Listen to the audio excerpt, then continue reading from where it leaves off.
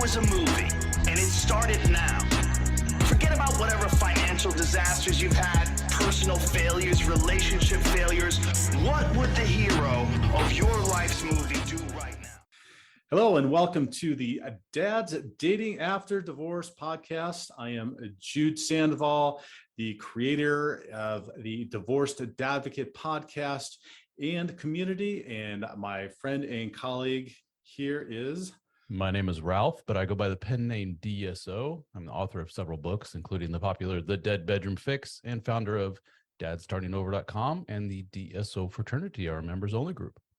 And DSO stands for? Dad Starting Over.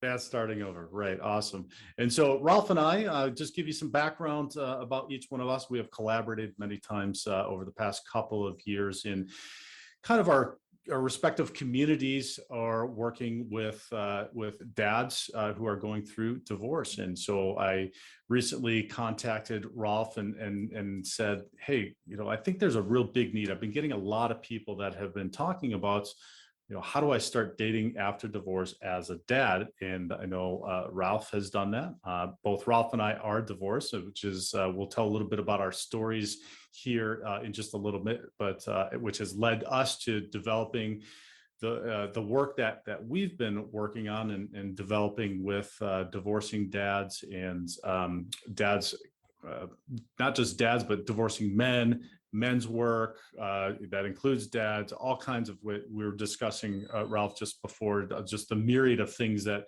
go into all of this. And so Ralph agreed kindly for us to collaborate on this and start this Dad's Dating After Divorce podcast. And so the first thing we wanted to do and start with was an episode about why you as a dad dating after divorce, why you're a catch. And so, Ralph, I'll just throw this out there.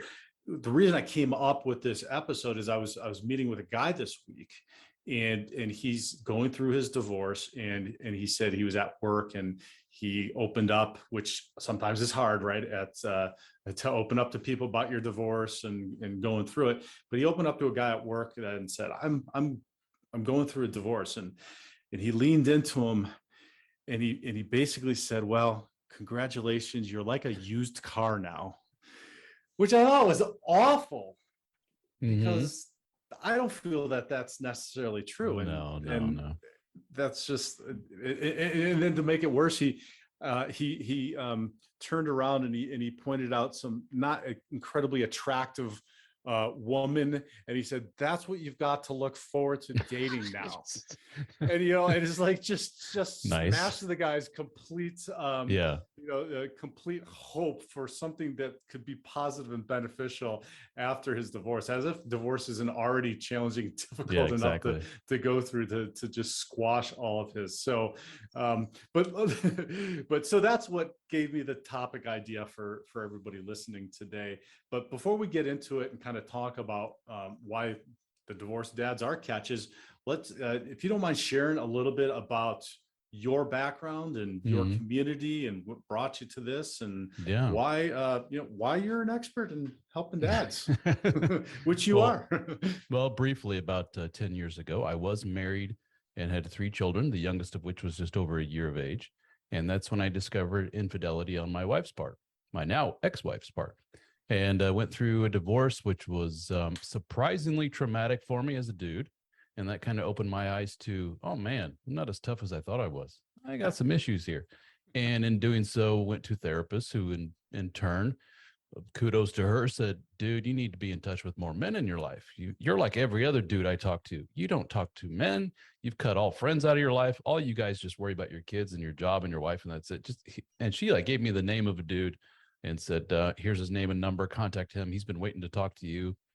He's exact same situation you're in, which was that was my first eye opener of, oh my God, all these stories are the same. And spoke to that guy and he opened my mind, or opened my eyes to, there's a whole online world of guys in your shoes. Go talk to them. And that really springboarded me into, I kind of enjoy talking about this stuff, getting help from other dudes, taking what I've learned and helping other guys. And I started a website, basically a blog called dadstartingover.com. Right. I was lucky enough that was available.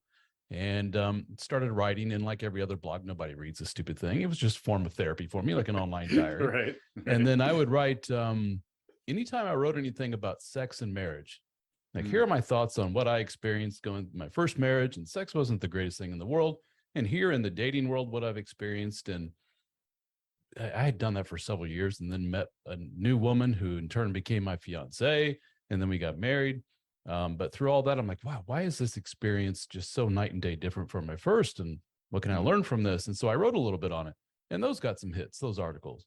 And eventually somebody says, you need to write a book about this. I really like your point of view on this. So I did. And that was a book called The Dead Bedroom Fix, which eventually came out with a second version in 2020. And it's been a pretty good success. And I took from that success and all the eyeballs out now on my website and everybody emailing me and stuff, I created a members group, and we've kind of taken on from there. I have coaches working for me. We have almost 900 dudes from around the world in the group, and it's been wonderful. We get together and meet in person, and we have live meetings on Zoom, all kinds of neat stuff. Yeah, that's fantastic, and your community is absolutely amazing. I encourage anybody listening to get involved with that as well. And so I would say that's all a lot, but one of the biggest things that I feel is important is that you have successfully traversed dating after divorce as a dad, found somebody, and now are in a happy, successful marriage, which is really, really fantastic and phenomenal, because as we'll probably unfold and unravel and dive deep into over coming episodes, is there are a lot of challenges that go into that. And my experience, so my experience is I was divorced. My divorcery was July 1st. So it's been 9 years, and I have not been successful in finding somebody and remarrying. I am a firm believer in marriage. I was married for 11 years. I have 3 daughters who are 16, 14, and 12 now, who are 6, 4, and 2 at the time that we started the whole divorce process. And similar to your experience, it was tremendously difficult and challenging going through that process. And former Division I athlete and high achiever, successful business owner, and man, I'll tell you, divorce kicked my ass, right? Because it's not anything that you ever are trained to know and understand, to hopefully go through more than once. And like going through anything the first time, or doing anything the first time, you're just not good at it. And that's kind of like, that's the whole premise here is dating. Dads dating after divorce, you just don't know what you don't know. And so hopefully we're going to be able to shed some light on that between our respective communities, the input that we've get from the guys every single day and being immersed in this, and then also some of the feedback from your success and some of the feedback from my colossal failures over the 9 years of dating, which I'll hopefully share slowly. I don't want to scare anybody off right away. So that's why we're starting with this topic today, which is why you are a catch as a divorced dad. And so I know I've got some ideas, but maybe share with us a little bit about why you feel in your dating life, what you brought as a positive to to the dating world and to somebody when you were going through that process with your wife. I think a good way to frame this, or a good place to start, is with that doofus who told your friend, look what you're in for. Why would he say that? That's kind of a microcosm or a perfect example of a mindset that you see in a lot of different aspects of life. I run my own business. I'm an entrepreneur. Can you guess what percentage of people tell me, yeah, that's going to fail.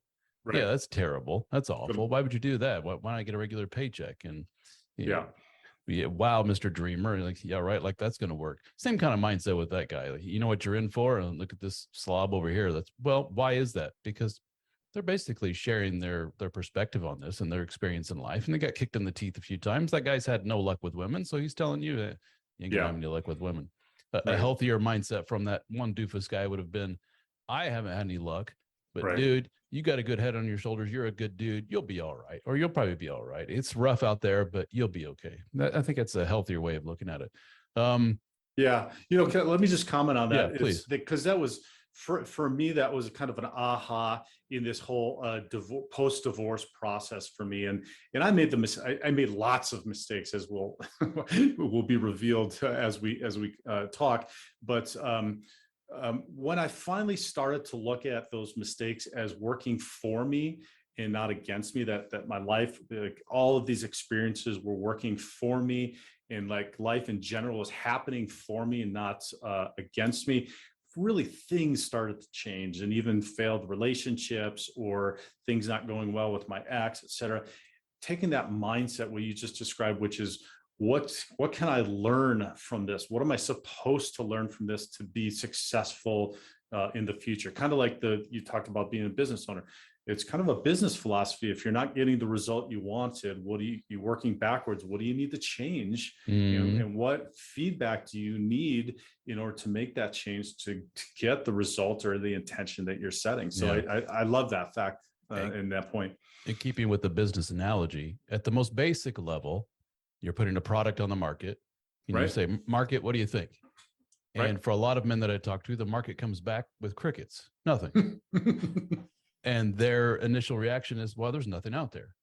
And yeah. And that's one way of looking at it. Another way to look at it is kind of point the magnifying glass at yourself and say, well, what are you providing out there? And a lot of these men, they go out with what I call in my writings, kind of this provider suit of, look at me, I got a great job. I take really good care of my kiddos. That's about it. Isn't that enough, world? Here you go.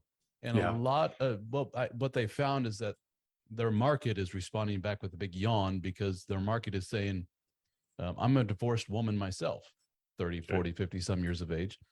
I just left a man like that. Those are great qualities and all. It's wonderful that you do that. Pat you on the head. Good job. But I want some excitement. I want some fun. What do you got in that realm? Yeah. And when you ask those guys, they're like, well, shit, I don't know. I haven't really done much in the excitement and fun world for the last so many decades. I've been busy with job and kids, and now there's divorce. So maybe it's a little bit of reinvention needed there. Right. The more insidious, for lack of a better term, deeper thing is what's going on, between your ears. A lot of men have a lot of trauma in their life that dates back pre-divorce, a lot of kids stuff that they bring to the table, and a lot of codependency and neediness. That frankly, if you are in front of a woman who has a good head on her shoulders, after about 5-10 minutes of meeting you, she can sniff that out right away, which is why these women get wide-eyed and say, well, it was really nice meeting you, John, and take care. And he's like, well, what the hell? And I said, well, you went in right away with some really needy behavior unbeknownst to you. And he's like, I had no idea. That's just been my script all my life. So a lot of different ways in which to explain why exactly the dating world isn't working as well as it should for your average Joe out there. While some guys go out there in the dating world and oh my, they're like a kid in a candy store. Yeah. They're like, dude, I had 7 dates last week. And that was me. Right. Yeah. Well, I want to go back to a point you made previously, and I'll challenge you on this.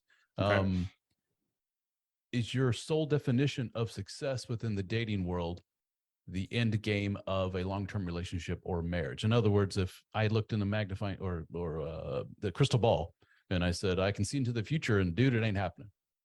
Yeah. Well, next 30, 40 years of dating, it ain't happening. You're just going to jump from woman to woman to woman. Does that make you go, oof? Do you dread that and say, that doesn't sound pleasurable at all? No, because I have intentions, but reaching those intentions are not, it's not just a linear path, right? So going through this process and knowing that from each of these experiences, maybe I'm moving closer to my intention. Maybe that intention happens, maybe it's not. It's kind of like the development of our respective businesses. Like I had an intention around what I originally wanted to do. It was masculine development. Well, I'm still doing that, but it's very specific and very different than what I initially believed my business to be. So that's kind of the mindset that I take into dating as well. I still have an intention. I would like to, I believe in marriage. I would like to have blended family. I would like to do that, but hey, I can't force that if it's not potentially in the cards, or it's not working to where it's gonna happen, or I've not developed to the point that is something that's going to be feasible. So that's the long answer to no, like I don't dread it. It's more about, for me, the journey than it is the destination. Good.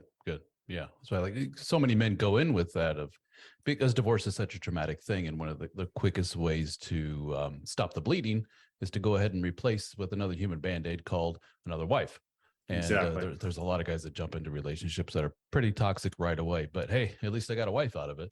And then they're right back where they were before with the previous toxic relationship. And they wonder why. I mean, you jumped a little bit too fast into that. Why not just have fun? Exactly. Well, and I did that exact thing, started dating during my divorce, which was not a really good idea. I had not done the work, Yeah. right? Had not paid attention to what those dynamics are. And you said it about getting into a similar relationship, and then I got into another similar relationship, and then another until I figured out the common denominator here is not the women out there. And I think that's maybe the biggest point we can make it about right now is there's got to be self-reflection. Otherwise you're going to perpetuate and relive the same experience you had in your marriage. And I don't know about you, but I didn't want that. And I think anybody that's listening probably doesn't want that as well, if there's a reason why you're no longer married to your ex. So maybe pay attention first to what you've got going on and what we bring to the table first, so that you don't, like you said, a healthy woman is going to sniff that out in a heartbeat and just be like, see you later. I don't care what great traits you have, and being a provider, that may have been what 100, 200 years ago, just the basic necessities around being a good mate or a good husband. But now that's completely changed and completely shifted. Like you said, being able to be fun, being somebody that is deeper, has more understanding of your masculinity and how that works in the world, how that works in the dynamic with a relationship with her. There's so much more that goes into that. Yeah. There's a very kind of scary but interesting big picture phenomenon at play here, which is the sexual dynamics, whatever you want to call it, between men and women. It's going through a pretty drastic shift here, and a lot of men are still playing by a very old playbook. Yes. And the old timey way of looking at it was looking at my providery traits. Isn't that enough? Yeah, good enough, because I need you to survive, Mr. Man. Yay, everything works great. We're together and we have so many kids and great grandkids. Well, when that goes away, what's left? And there's the old Pareto principle at play, which affects a lot of different things in life. And oh my gosh, is it so prevalent in the dating world or in the sexual marketplace, if you want to use that old term, which is a small percentage of people in a variety of the Pareto principle is basically like, I'm trying to see how best to succinctly describe it. 20% of people get 80% of the results, or something to that effect. Exactly. So I always like to visualize it in form of like a pyramid, the tippy top of the pyramid. Very few people can fit at the tippy top. But I'll be damned if they don't get most of the rewards. Yes. And the rest of us are slowly in the middle. And then the base, which is the big part of it, doesn't get a whole lot of much of anything. And the doofus, I keep calling him the doofus at the beginning, he's at the bottom of the pyramid. And he's like, it really sucks down here, dude. This is what you're in for. The point is that you can claw, scrape, and elbow your way to get to the top or near the top. And that's where you'll notice, oh, wow, it looks a hell of a lot different up here. Right. So, in keeping with the theme of this show, which is men are a catch, what we're saying basically is, as you get closer to the top of that pyramid, oh my gosh, are you a catch? And oh my gosh, does the scenery change big time? Exactly. And the world is your oyster, basically. Yep. And for those that aren't familiar with the Pareto theory, that's across life. That's across. It's a universal concept. It's a universal concept. That's across everything that 20% get or accomplish, achieve 80% of the results. So exactly like what you're saying, if you're not pushing yourself, if you're not striving and making the effort to move up to that level, then you're going to be the doofus that is just bitching and complaining and moaning and unhappy and not getting the results that that you want. Again, it goes back. If you're not getting the results that you want, you need to look internally and see what you need to do to make some changes. And I have a lot of guys in my group who come from middle of nowhere, middle America and stuff like that. And they're like, I'm in a town of 500 people. You know, good luck trying to find it. Okay, you got a point. Yeah, sure. You know, jump in your car or get on an airplane and go see the world, for goodness sakes. And that's one thing, but that doesn't represent the majority, I would think, by any stretch. But you're right. Look internally. Where are some of the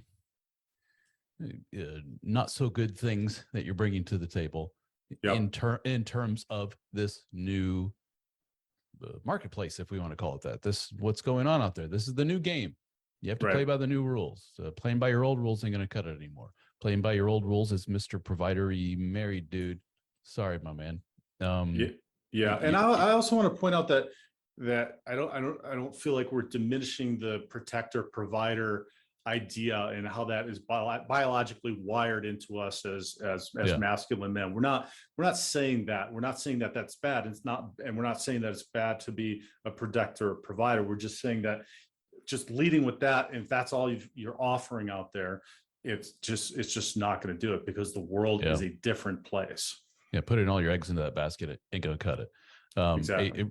One of my points is that a relationship built on provider points alone is not enough. It's just not. You got to bring more to the table. Got to be Mr. Sexy, Mr. Fun, Mr. all that stuff. You got to work on yourself. So let's play then, for sake of the title of this, let's play pretend and say he's done all the work. Yep. He's therapy. He's taken time for himself. He's worked on himself physically, mentally, and he's, as far as all his female platonic friends that he's talked to, they're all like, oh my gosh, dude, you got it going on. You're going to go out there and kill. And he throws himself out there. What can he expect? And is he ready for it? Because it can be a little, I've talked to some men who do check all those boxes. They put themselves out there and the rewards are so abundant for them that it's actually a bit alarming for them. And it's actually an eye opener for them of, oh my, this is kind of the real world. This is how it was for all those other dudes that I've known, all those player guys, whatever, Mr. Playboy, whatever you want to call it. I don't know if I like this. I don't know if I like casual sexual relationships. Sure. I don't know if I like one night stands, picking up a gal at a bar and taking it. This just doesn't feel right. That was personally something that I struggle with. Not that I was ever Mr. Player. Let's not go there. I understand my own limitations, but it was such that, this is interesting, my brokenness early in my dating phase, dated way too early, but for whatever reason, my brokenness and erratic kind of behavior attracted women to me that were kind of easy. Yes. And the fact that I was able to get to bed with these women so easily was kind of troubling to me and downright emotional. I went from being a dad, father with wife, and everything's laid out for the next so many decades, to suddenly in bed with some strange woman who I just met. Yes. What the hell am I doing here? What is this? What's going on? So I don't know. What am I getting at with that is, be careful what you wish for, I guess. And, and if you are in fact not of the mindset of casual dating, sex is the Shangri-La, that's my end game, that's okay. That's perfectly fine. No one's, putting a gun to your head saying you have to go out and do this. But realize, I guess, the story is here, realize that that's the world out there right now. And that is, you're going to run into a lot of people with that mindset. Well, and that was almost shocking to me as well, having been out of the dating scene for what, almost 13 years after my divorce, and jumping right in and seeing and just having this be in my estimation, it's just a sexual free-for-all, right? There's women that are acting like men traditionally did around sexuality, right? That it's out there and it's free and it's open. And maybe that's an episode in the future. We talk about that and its implications. But what I would like to say to that is, if you are somebody that you just described. You've done the work, and you know what you're bringing to this, that you are a catch, and there's a lot of reasons why you are a catch, and your experience as a dad who's gone through and endured divorce and has persevered, and then has created a life on the other side of it, that's creating an intention around what it is and how you want to date is incredibly important, so that you're not falling into that. And I see, so I made this mistake. I made it basically, Ralph. I've made every mistake, and that's why I'm doing this. I'm trying to drop some pearls, warn, because it's very heartbreaking, especially if you, like you said in the beginning, you're wanting something that you had. And for me, that I just loved family, and I loved being in a family environment and having that with my daughters and all that, and just like what I immediately wanted to do. But there was a reason why I failed the first time, and there was so much work that I needed to do in the interim, and obviously still, because I have not found that and have not been able to get to that achieve that intention. But I still continue to look at the feedback, right? And so creating that intention about what you want. And when I say intention, if your intention is to go out and you want to have some sexual experiences because that is not has something that you've had, then that's okay too. Like that's not comfortable for me anymore. That's not my intention. That doesn't move me towards my intention. And my life is, I'm trying to develop to be intentional about getting there, right? Your actions all will either get you towards what you're intending, or they'll move you away from that. And for me, at this point, it moves me away. But that's not to say that that's not something positive for the dads dating out there, that they might need to have that sexual connection, or even if it's just to start dating and knowing that you just want to get out there and get some attention. Right? Just build up some confidence in being able to talk with and go out on a date with somebody. Yeah. There is a school of thought that the best way to learn something is just to jump into the deep end of the pool and, start swimming.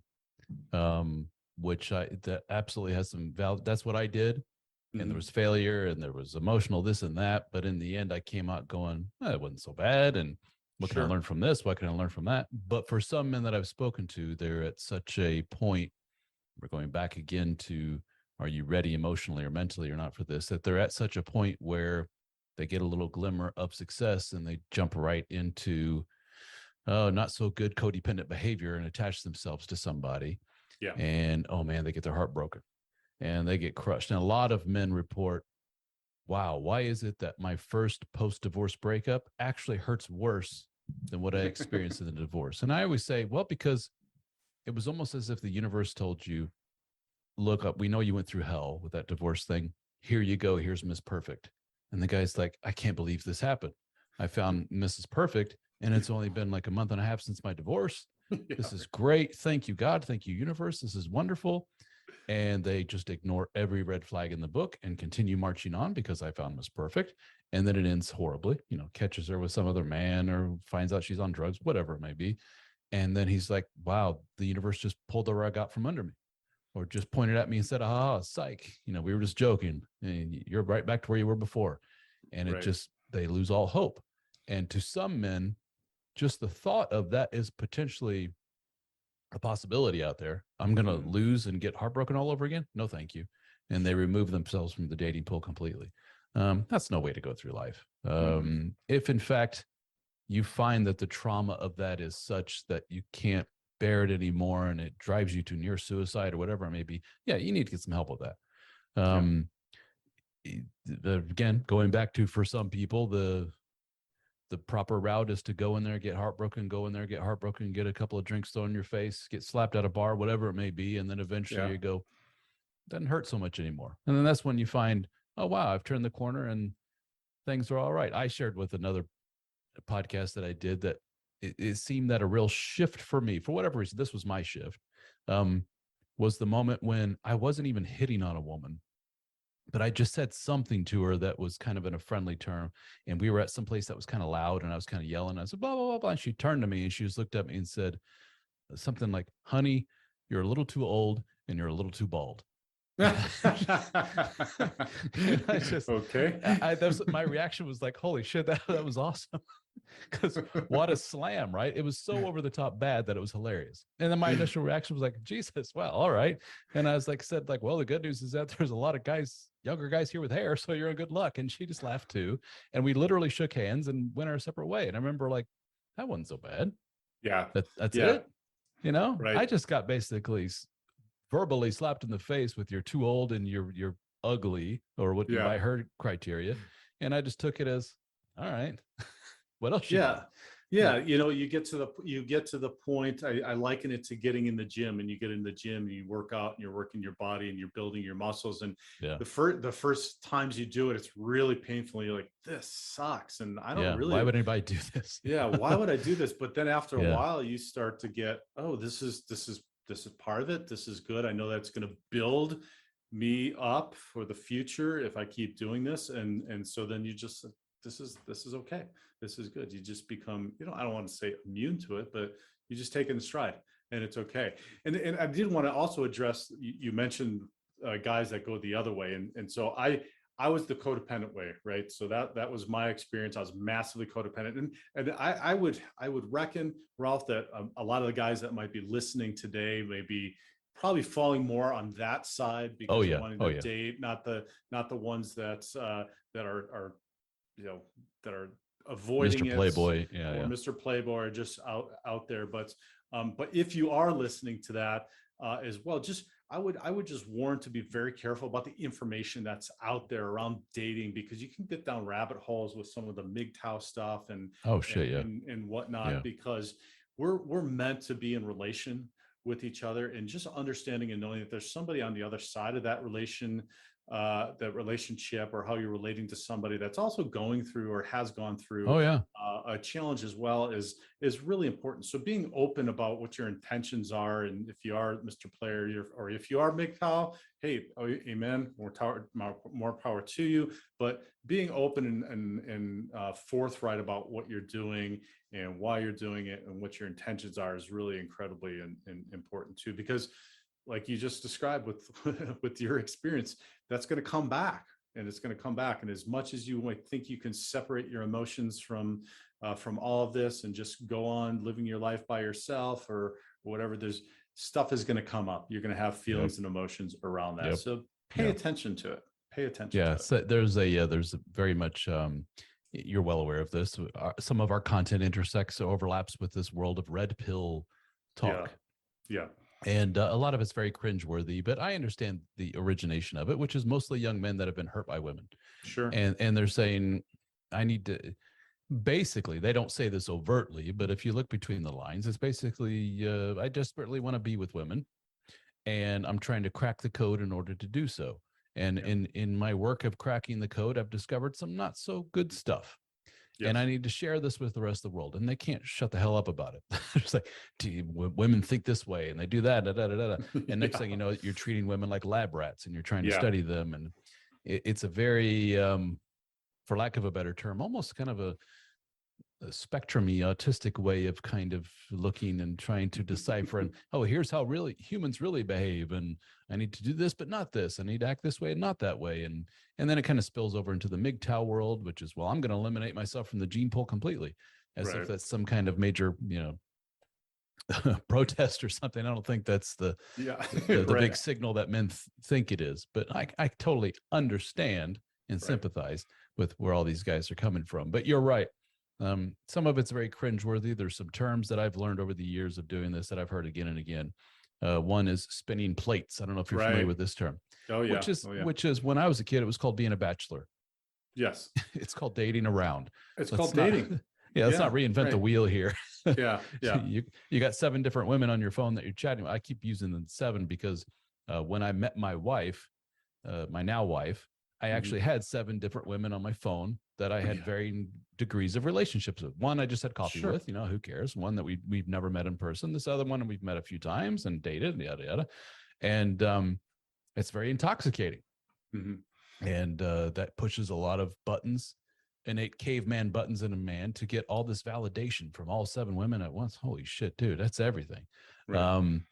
but it has its limit. And what I learned from all those women is you're exactly right. Be very, very open and honest about what your intentions are.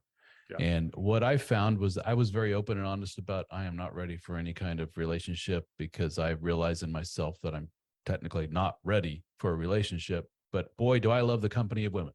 Yes. So, and when I was very open and honest with women about that, 9 times out of 10, they would just laugh at it and say, okay, when's our next date? Right. They're cool with that. Yeah. Versus, oh no, baby, I'm not like that. And I'm not like those other guys. And sure, I'm all about it when you're like, wink, wink.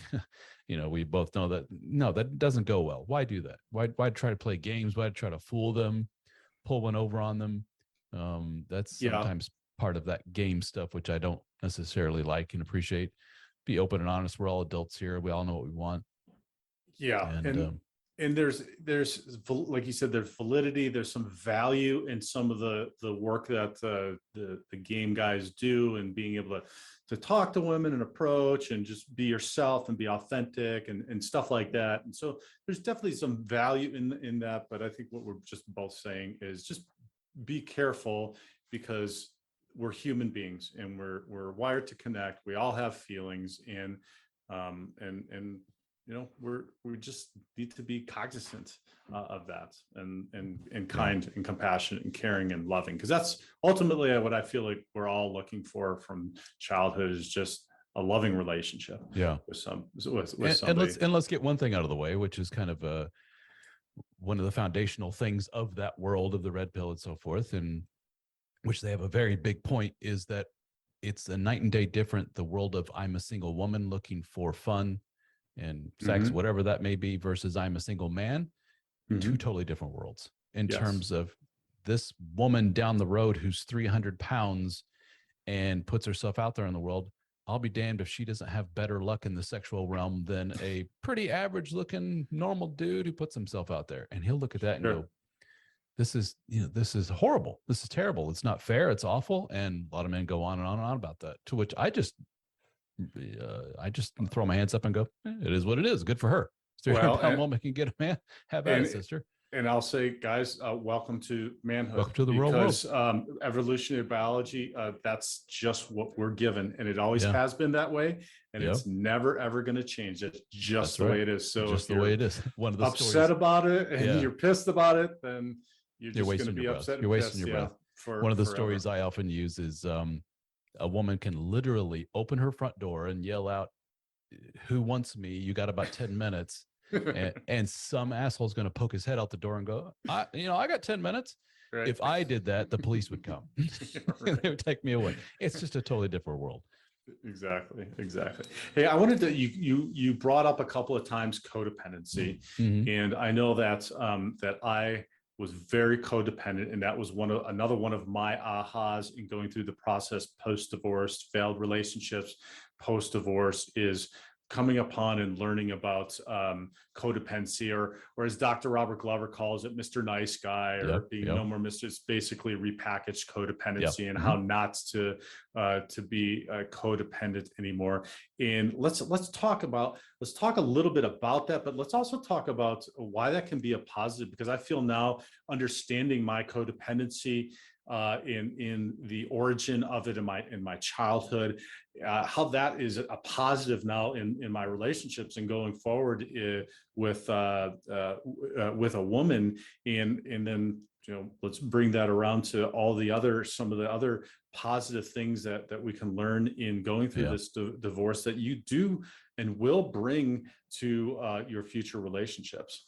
I think the key there is that and you navigate your way around, or you pull yourself back, you pull the leash back and go, oh, I'm going a little bit too far into the needy thing there. It's one thing to be a sweet, nice, empathetic guy, which I consider myself to be, but it's another to have zero boundaries and allow other people to dictate your emotions. And they must feel good in order for me to feel good. I must do more for them. I put my needs aside. Oh, now you're getting into bad stuff. But if you recognize that and you're able to go, dude, pull back a little bit here. It's nice to have some of those good empathetic things and be able to pull back. But the thing is that most guys don't have that pullback mechanism, and most guys go into, oh shit territory pretty quick. And things can get pretty nasty. And if you are a codependent person, just by nature, you're going to attract certain people that have some not so good traits about them. Absolutely. My mother is an extremely neurotic, codependent person, and I'll be damned if every friend that she has doesn't take advantage of her.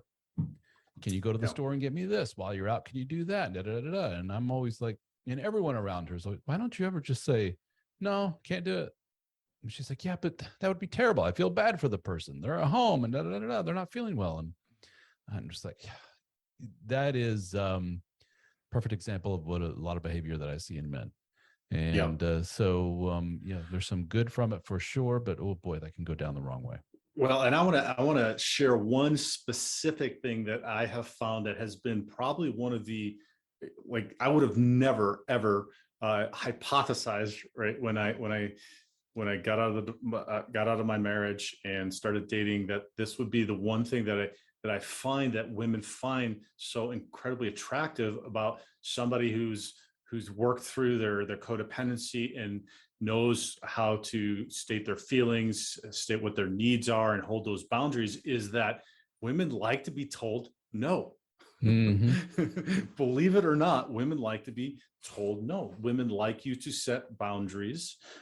Women like you to state what it is that you need. And even, we're not going to get into dynamics of dating or sexual dynamics or any of that, at least today, but they like for you to take the, to be strong about that and say, this is what my needs are. This is where I want. And how you're, no, I don't like what you're doing, or no, I don't want to do that, or et cetera.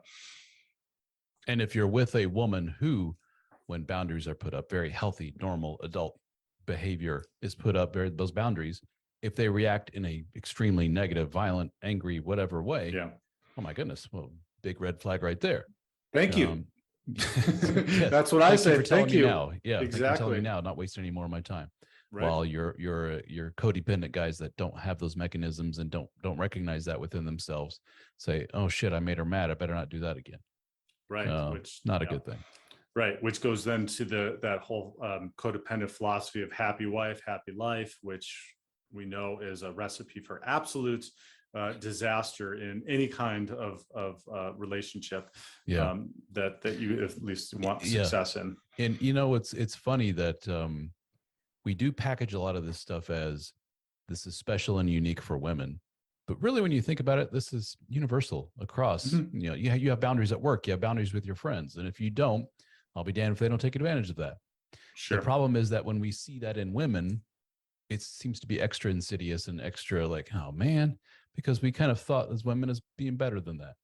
Mm-hmm. The sweeter, softer, more empathetic, more whatever, the yin to our yang kind of thing. And when we say, shit, they're just like us. That's kind of what I always talk about. My one criticism of the red pill after looking into all that stuff for so long is like, that basically boils down to, damn it, these women are just like us. Right. And let's be, and that pisses me off. Yeah. And let's be clear, they're not any better at knowing or understanding their emotions. They're not now they do emote better, but knowing and understanding them and emoting are completely different things. They just naturally emote, right? And we don't. They're not necessarily better at communicating, because just because they emote doesn't mean that's effective and positive communication. Mm-hmm. So again, and these, Ralph, these are not messages that we get in our society at all about men. It's like we've pedestalized women and their abilities to the point that and then the flip side of that is we're just diminishing men and their abilities 100%. And my experience through this process is that they're not exactly what you said. They're very similar. They're not any better. They're still figuring out. And I'd even pose that they're having even more challenges with the dynamics and the changes that they're experiencing in being in the workplace and in all the sexual dynamics, et cetera. Like we talked about earlier, the free sex and the hookup culture, et cetera. There's a lot more. They're even processing a lot more. Guys, while we're changing, I think it's just not the curve that they're going through. And so thinking that, going into this, and this, and maybe this is kind of our final point, going into this thinking that they're better, or they've got some kind of advantage, or they figure things out, is absolutely not true. And having gone through a divorce, being a parent, having to take care of those responsibilities, taking care of a human being, knowing that you've been able to commit, knowing how to go through ups and downs like you have through this process, completely revising your life to a new environment as a single dad, having these huge responsibilities that you do, are all absolutely phenomenal benefits in things that you I would say be proud of in going into the dating marketplace post-divorce. Yep. Very well put. Exactly right. Exactly right. It ain't easy, guys. But going back to the old pyramid analogy, if you at least put in the effort to try and claw your way to the top, you don't have to be Mr. Perfect. That's another thing. There's so many guys out there, like, if you're not tall, dark, and handsome and got $1 million, forget it. Dude, you're missing the point. Yeah. You're looking at the tippy top of the pyramid, the 0.00001% that get all these girls. And of course, that's not you. That's none of us. That's like one dude. Don't judge yourself based on that. You can have some measure of success of this. Depends on what your definition of success is. For most men, the definition of success is a lot of dates and at least some access to sexual whatever, if you so choose. And yeah, that's very reasonable for many of us. Confidence and everything else takes you very, very far. You don't necessarily have to have $1 million. There is, I'll leave with this. There is some dummy who lives in his parents' basement, who makes next to nothing and has no career aspirations. He doesn't really look all that great, but I'll be damned if he doesn't get laid. And there's something to be learned from that dummy. He's got a certain something. If he can do it, dude, you can do it too. Yeah, absolutely. And I do want to put out a practical resource for the guys out there. And it's one of the best ones that I've found. Unfortunately, I found it so many years later that this is something that I have friends who have teenage sons, and I say, you need to read this. And it's a book called The Tactical Guide to Women by Dr. Sean Smith. And I don't know if you're familiar with him, but he's a clinical psychologist. I've heard of the title, but I don't know. Denver. No. Phenomenal book. It touches on a lot of what we talked about today, but it's a really, really good field guide, if you will, to getting into dating in general. But if you're a divorced dad and you just don't know how to date because it's been so long and things have changed, like we talked about, it's a great resource, and we'll put it in the show notes. But it's The Tactical Guide to Women by Sean Smith. It's another really book, resource. a couple of books there. One that I've suggested to a lot of guys is by Mark Manson, called Models. Okay, that was his first big book. That was a good one. And MODELS, not in its models, not as in supermodels or fashion models. Okay. And another one is Dating Essentials by Dr. Robert Glover. Yeah. Author of No More Mr. Nice Guy. That was his second book. Both of those are really good. And to your point about for teen boys, I'm actually working on a book myself, which I don't know when it's going to be out. Don't ask. About 15,000 words into it right now as we speak, but it's aimed at teenage boys that are just getting into the world of girls. And the working title is, I Wish I Had This Book When I Was Your Age. Awesome. I love it. So I've been working on that for a while now. Yeah. We'll keep teasing that one out there, because you know what? I kind of your audio is way down. I don't know if you did something on your end. Did it just change? I didn't notice anything. Yeah, just went way down. I can barely hear you. Okay. So I don't know if that's going to show up on the video or not. Be a good edit point here. Yeah, well, that's all right. I normalize it anyway, so we'll fix it. Can you hear me? It could be on my end. All right, sir. Okay. Well, we're almost wrapped up. Let's wrap up here. Oh, okay. So you just came back, so I'm good. Yeah. All right. You want to start over with the Zoom thing, but let's just wrap up. All right. And tell us the book's a good tease, but tell us a little bit more about how the listeners can get involved with the Dad Starting Over community. Yeah, everything is at dadstartingover.com, and go right to the homepage, and you'll go through and scroll down, and you'll see a link to the DSO fraternity, which is our members group. Scroll down further, you'll see access to all the articles. All of those are free. There's hundreds of them on there. We have a podcast, Dad Starting Over. You can find that anywhere you listen to podcasts, and go from there. And if it sounds like it's in general something you want to check out, you can check out the DSO fraternity, the members group, for a month at $14.99 as of now. May go up here in the near future, but as of now, it's $14.99 for 1 month. Try it out. If it's not for you, cancel, and no big deal. But what we found is that most guys try it for a month or two, and then they sign up for a year or maybe even a lifetime deal. And we have live Zoom meetings, which are all recorded, which you have hundreds of hours of those you can listen to if you want. If you have a nice road trip coming up, we have a podcast just for members. We have articles just for members. We have online discussion groups just for members. All kinds of cool stuff. Awesome. Yeah. And I just attest to the fact that you've got so many fantastic resources, great coaches. The blog is great. I like to read and many of your Thank you. podcast episodes and the guests that you bring in. And hopefully I'm going to get the Bro Fest one of these times. Love too, to have you. Yeah. And check out everybody in person. And then if anybody wants to connect with the divorce advocate community, we're here to help dads create a healthier, less traumatic divorce. So if you're contemplating or going through divorce, then check out our website at thedivorceadvocate.com. We've got lots of resources there, including a divorce quiz that helps you gauge where you're at in your divorce compared to other people who have gone through it. And then we just finally have the Divorce Advocate app that has launched that you can download at either the Apple or the Android store. You can go to the divorceadvocateapp.com, download it. It's 100% free right now. Awesome. While we're still working out some of the kinks on it and adding material to it. So check that out. And so I hope everybody enjoyed this episode. Ralph, this did not disappoint, my friend. Your knowledge is so awesome. Well, thank you for having me. Sincerely appreciate it, and I look forward to us doing this some more and providing hopefully some more value. So if you found value, share it with a friend, give a star rating, give a comment, send us an email, just spread it on social media to help get this out and grow the podcast. All right, thank you, my friend. I appreciate it. Take care, Ralph. All right. Be the hero of your own movie. If your life was a movie and it started now, forget about whatever financial disasters you've had, personal failures, relationship failures. What would the hero of your life's movie do?